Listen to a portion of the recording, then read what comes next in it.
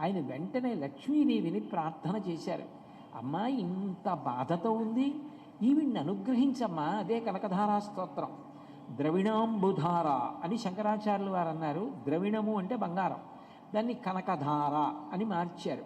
వందే వందారు వందారమిందిరానంద కందలం అమందానంద సందోహ బంధురం సింధురాననం అంగం మరీహ పులకభూషణమాశ్రయంతి భృంగాంగనైవ ముకుళాభరణం తమాలం అంగీకృతాకిల విభూతిరపాంగలీలా మంగళ్యదాస్తు మమ మంగళ దేవతాయా అంటూ ఆయన కనకధారాస్తవం చేస్తే లక్ష్మీదేవి ప్రత్యక్షమైంది. ఆవిడంది, శంకర, నేను ఆమెకి ఏదైనా ఇవ్వాలి అంటే చిన్న పుణ్యమైనా గతంలో చేసినది ఉంటే దాన్ని అడ్డు పెట్టి ఎంతైనా ఇస్తాను. నన్ను అడగగలిగిన వారెవరు?